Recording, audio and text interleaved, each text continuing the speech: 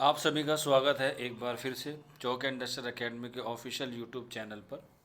और जैसे कि आप लोगों को मालूम है कि हम लोग डी ट्रिपल एस बी के पीजीटी के जो इम्तिहान प्रीवियस हुए हैं या गुज़िश्ता साल में हुए हैं उनको जो है सोल्व करा रहे हैं। और आज हम लोग बात करेंगे D triple S B P G T 2022 के हवाले से।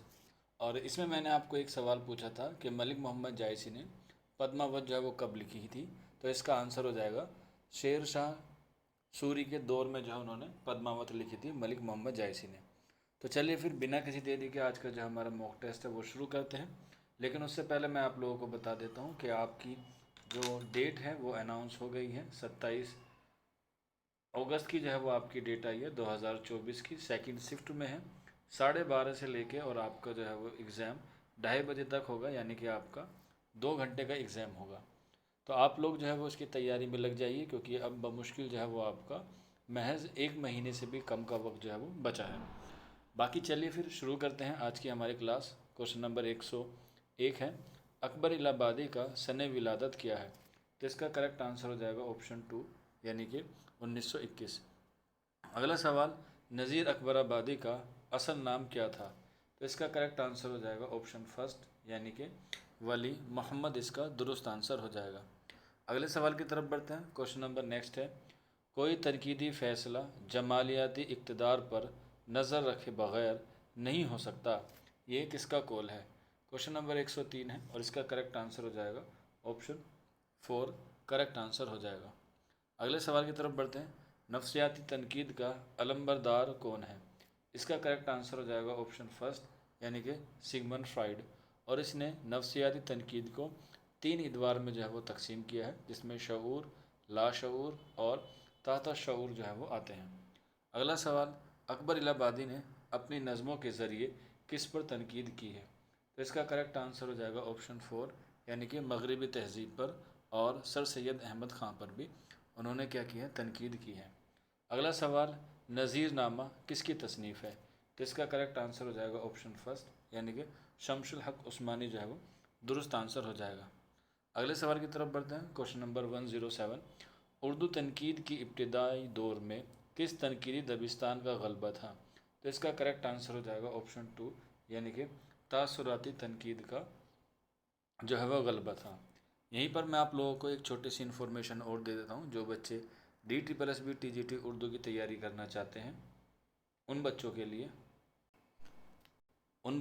जो D triple S B T G T Urdu की तैयारी करना चाहते हैं उनको फ्राइडे सेमिनार से एक सेमिनार का आयोजन किया जा रहा है, जिसमें आप लोग जो हैं वो क्या कर सकते हैं, इनरोलमेंट कर सकते हैं। उसमें आपके जितने भी डाउट हैं 0 से लेके 100 तक सारे जितने भी क्वेश्चंस होंगे सभी को जो है वो क्या कर दिया जाएगा, फ़ेस टू फेस जो है वो आपको सॉल्व कर दिया जाएगा। यूट्यूब पर इसलिए नहीं ये सेशन किया जा रहा क्योंकि यूट्यूब पर बहुत से बच्चे बाद में देखते हैं या उसे बाद में जो है वो कमेंट बॉक्स में बताते हैं, तो तब तक जो है वो उसका कोई फ़ायदा भी नहीं होता। इसीलिए संडे में सुबह 8 बजे आप लोग जो है वो इसमें जुड़ सकते हैं। इस सेमिनार की कोई फ़ीस नहीं है।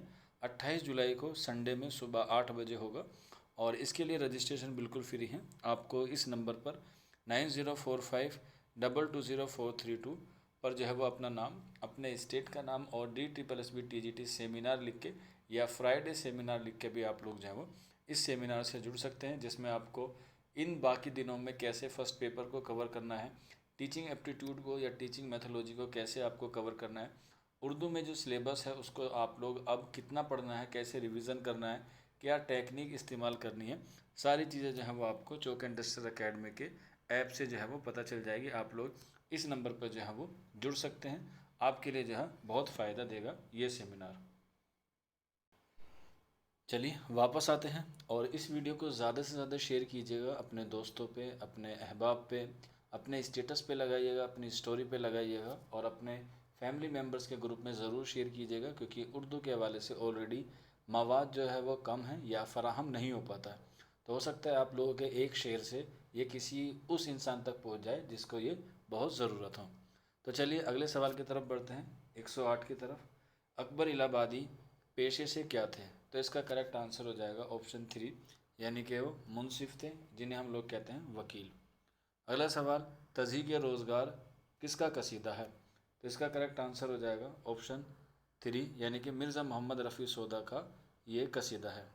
अगला सवाल, उर्दू अदब में तक़ाबुली मुताले की शुरुआत किस किताब से तस्लीम की जाती है? तो इसका करेक्ट आंसर हो जाएगा ऑप्शन फर्स्ट, मवाज़ान अनीस व तबीर, जो कब लिखी गई? 1907 में। और लिखी किसने है? अल्लामा शिबली नोमानी ने। अगला सवाल, मुफलिसी किसकी नज़म है? तो इसका करेक्ट आंसर हो जाएगा मुफलिसी का ऑप्शन फर्स्ट, ये नज़ीर अकबर आबादी की नज़म है। अगला सवाल, नज़ीर अकबर आबादी का सन विलादत क्या है?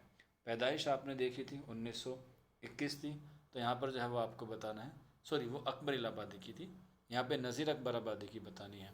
तो इसका 112 का जो करेक्ट आंसर हो जाएगा वो ऑप्शन फर्स्ट, यानी कि 1740। अगला सवाल, उर्दू का पहला अवामी शायर किसे कहा जाता है? तो इसका भी करेक्ट आंसर हो जाएगा ऑप्शन फर्स्ट, यानी कि नज़ीर अकबर आबादी दुरुस्त हो जाएगा। अगले सवाल की तरफ बढ़ते हैं। किस किताब से सिर्फ तनकीदी रुझानात का ही पता नहीं चलता बल्कि उसूल तनकीद पर भी रोशनी पड़ती है? तो इसका करेक्ट आंसर हो जाएगा ऑप्शन टू, यानी कि भौतिका इसका करेक्ट आंसर हो जाएगा, जो अरस्तु की किताब है। अगला सवाल, किस शायर को खाकानी हिंद के खिताब से नवाजा गया? तो इसका करेक्ट आंसर हो जाएगा ऑप्शन फर्स्ट, यानी कि बहादुर शाह, सॉरी शेख मोहम्मद इब्राहिम ज़ोक। अगला सवाल, नज़ीर अकबर आबादी कहाँ पैदा हुए? तो इसका करेक्ट आंसर हो जाएगा ऑप्शन टू, यानी कि दिल्ली में हुए 1740 में। अगला सवाल, मंजो मज़ोह ज़राफ़त किसकी शेरी का वस्फ़ ख़ास है? तो इसका करेक्ट आंसर हो जाएगा मज़ाहिब ज़राफ़त का ऑप्शन फर्स्ट, यानी कि अकबर इलाहाबादी की ये खसूसियत है शायरी की, मज़ाह ज़राफ़त। अगला सवाल, अकबर इलाहाबादी को किस खिताब से नवाजा गया?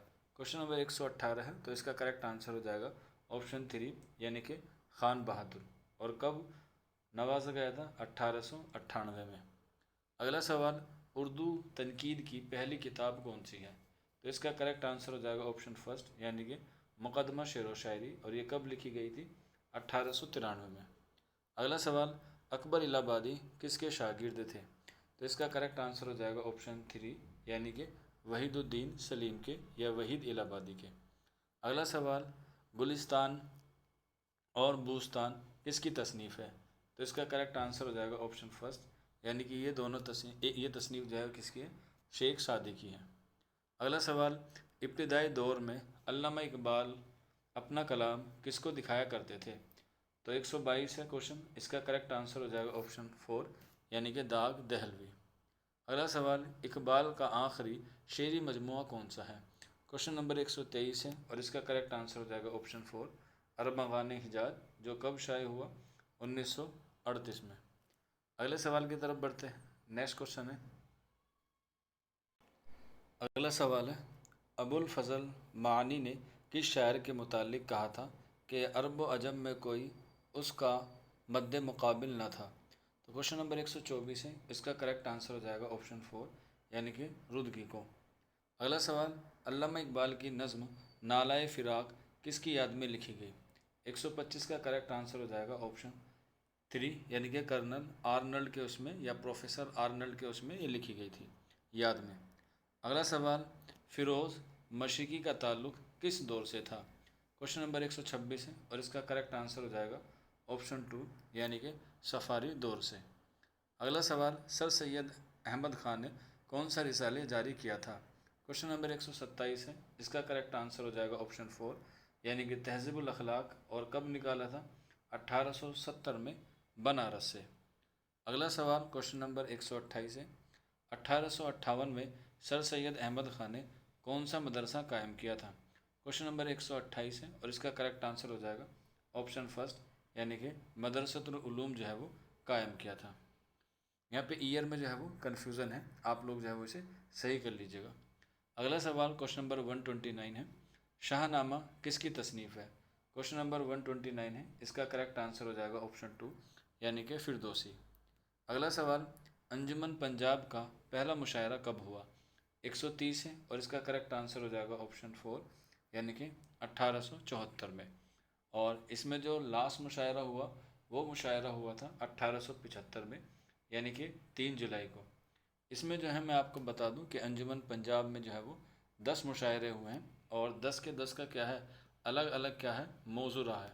अगर हम बात करें पहले मुशायरे के मौजू की, तो पहले मुशायरा का जो मौजू था वो था बरसात, जो 1874 में किया गया था।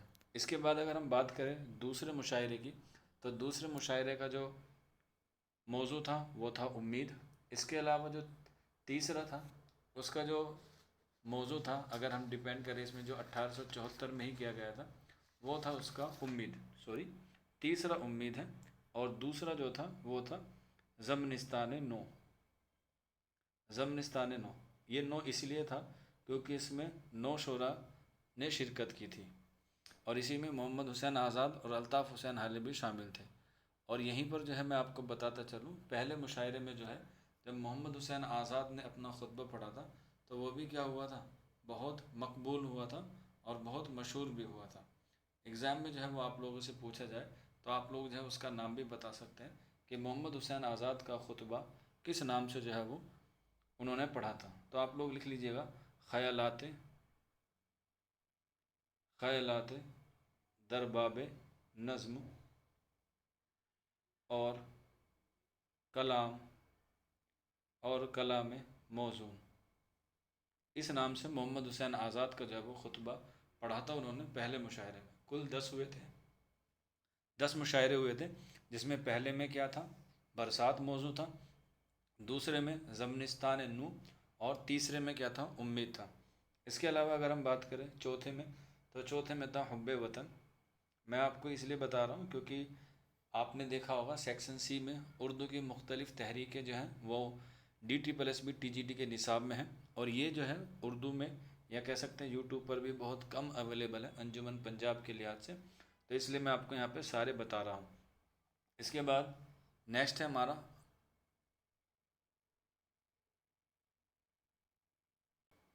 तो इसके यहाँ साथ हो गए हमारे 3। इसके बाद अगर हम बात करें नेक्स्ट चौथे की, तो वो हो गया था हमारा हुब्बे वतन। और इसके बाद हम बात करें पाँचवें मुशायरे के मौजू की, उसका नाम था अमन। इसके बाद छठे की बात करें तो छठा था इंसाफ। और इसके बाद अगर हम बात करें सातवें की, तो सातवें का जो मौजू था वो था मुरव्वत। मुरव्वत। और यहाँ पर जब ये सातवां था, ये लास्ट था जो 1874 में मुशायरा हुआ था। इसके बाद जितने भी हुए हैं 8, 9, 10, ये तीनों ही किस में हुए हैं, 1875 में। और जो 8वां मुशायरा हुआ उसका नाम था कनाअत, और इसी मुशायरे में सबसे ज़्यादा शोरा ने शिरकत की थी, 18 में। ये भी आप लोग याद रख लीजिएगा।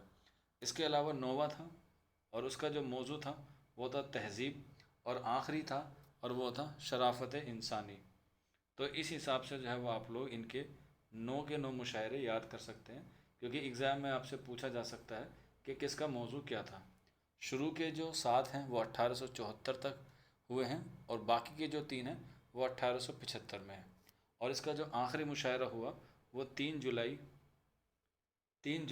1875 को जो है वो क्या हुआ था, अंजुमन पंजाब का आखिरी यानी कि 10वां मुशायरा हुआ था। इसके बाद जो है वो बंद हो गए थे। चलिए फिर आगे बढ़ते हैं। अल्लामा इकबाल की पहली नज़म कौन सी है, तो इसका करेक्ट आंसर हो जाएगा, वो आ जाएगा हिमालय। और मैं आपको बता दूं यहीं पर कि अंजुमन पंजाब लाहौर से जो है वो इनका भी जो है वो ताल्लुक़ था अल्लामा इकबाल का। ठीक है, तो आप लोग जो है वो इसे भी याद रख लीजिएगा, एग्ज़ाम में जो है वो काफ़ी सवाल यहाँ से आते हैं। अगला सवाल क्वेश्चन नंबर 132, कौन सी ज़बान दरबारी, सरकारी और ज़रदस्ती मज़हब के हलकों में इस्तेमाल होती थी। क्वेश्चन नंबर 132 है, तो इसका करेक्ट आंसर हो जाएगा क्वेश्चन नंबर 132 का ऑप्शन 4, यानी कि पहलवी इसका दुरुस्त आंसर हो जाएगा।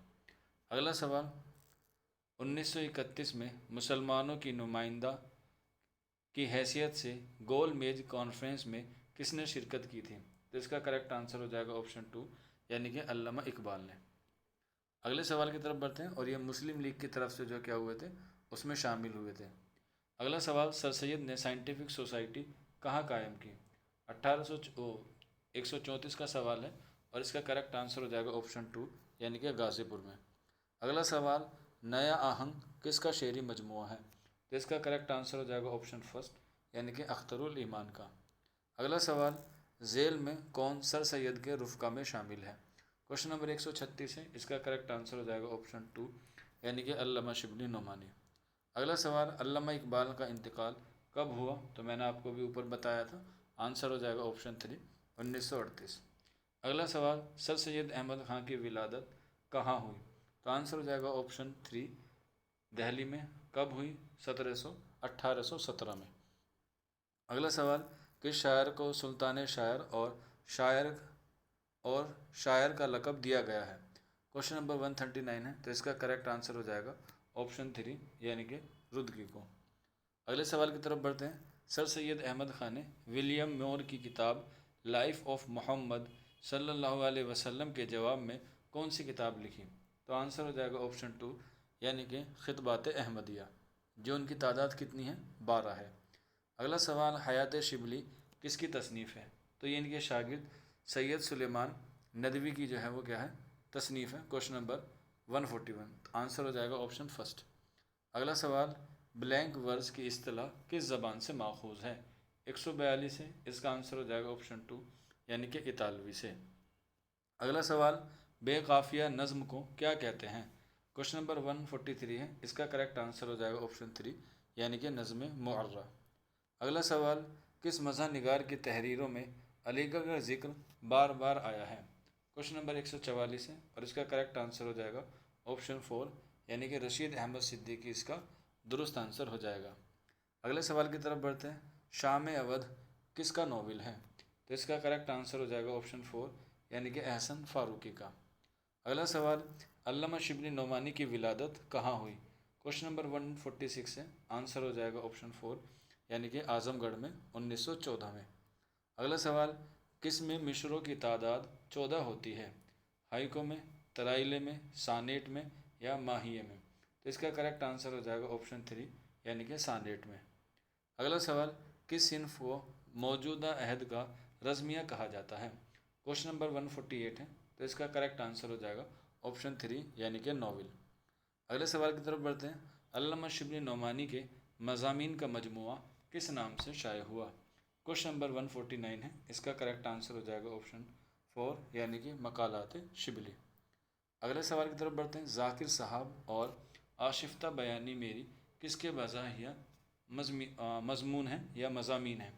तो क्वेश्चन नंबर 50 है, इसका करेक्ट आंसर हो जाएगा ऑप्शन 4, रशीद अहमद सिद्दीकी। 150 क्वेश्चन का आंसर। अगला सवाल, कृष्ण चंद की कहानियों का पहला मजमुआ कौन सा है? इसका करेक्ट आंसर हो जाएगा ऑप्शन 4, यानी कि तिलस्म ख्याल इसका दुरुस्त आंसर हो जाएगा। अगला सवाल, इनमें कौन सा अफसाना निगार सहाफ़ी भी था? क्वेश्चन नंबर 152 है, इसका करेक्ट आंसर हो जाएगा क्वेश्चन नंबर 152 का ऑप्शन 2, यानी कि ख्वाजा अहमद अब्बास। अगला सवाल, अल्लामा शिबली नोमानी ने किस किताब को मुदल्लल मद्दाही करार दिया है? क्वेश्चन नंबर 153 है, इसका करेक्ट आंसर हो जाएगा सर सैयद की सवाने हयात जावेद को। अगला सवाल, खाक परवाना किसके अफसानों का मजमुआ है? क्वेश्चन नंबर 154 है, 154, आंसर हो जाएगा ऑप्शन 3, यानी कि मुंशी प्रेमचंद। अगला सवाल, गंज हाय गिरे माए किसके मज़ाहिया मज़ामीन का मजमुआ है? तो आंसर हो जाएगा ऑप्शन 3, यानी कि यह है रशीद अहमद सिद्दीकी का। अगले सवाल की तरफ बढ़ते हैं। शेरुल अजम किसकी तसनीफ़ है? आंसर हो जाएगा ऑप्शन 2, ये अल्लामा शिबली नोमानी की तसनीफ़ है। अगला सवाल, फ्री वर्स को उर्दू में क्या कहते हैं? क्वेश्चन नंबर 157 है, इसका करेक्ट आंसर हो जाएगा ऑप्शन 2, यानी कि आज़ाद नज़्म। फ्री यानी कि बिल्कुल इंडिपेंडेंट। अगला सवाल, नावल एक ख़ास तवालत का नसरी किस्सा है, ये किसका कौल है? 158 है, इसका करेक्ट आंसर हो जाएगा ऑप्शन 4। अगले सवाल की तरफ बढ़ते हैं। फ़िक्र तौनसरी किस किस नसरी सिन्फ से ताल्लुक़ रखते हैं? क्वेश्चन नंबर 159 है, और इसका करेक्ट आंसर हो जाएगा ऑप्शन 2, यानी कि ये तंज़ो मज़ाह के ताल्लुक़ रखते हैं। अगला सवाल, दारुल मुसन्निफ़ीन किसने कायम किया था या किसने कायम की? तो आंसर हो जाएगा ऑप्शन फर्स्ट, अल्लामा शिबली नोमानी ने। कब की? 1914 में। और कहाँ पर की? आज़मगढ़ में। और इसका मतलब होता है दारुल मुसन्निफ़ीन का, यानी कि मुसन्निफ़ों का घर। अगला सवाल, किस मग़रबी नक्काद ने अदब से अलमिया और तरबिया दोनों को ख़त्म कर देने की हिमायत की है? क्वेश्चन नंबर 161 है, तो इसका आंसर हो जाएगा ऑप्शन 4, यानी कि अफलातून। अगला सवाल, किसकी नज़मों के मजमूए को इकोलगस कहा जाता है? इकोलगस कहा जाता है, तो इसका करेक्ट आंसर हो जाएगा ऑप्शन 2 यानी कि वर्जिल की। अगला सवाल, इस्लाही नुक्ते नज़र से लिखा गया आगा हशर काश्मीरी का ड्रामा कौन सा है?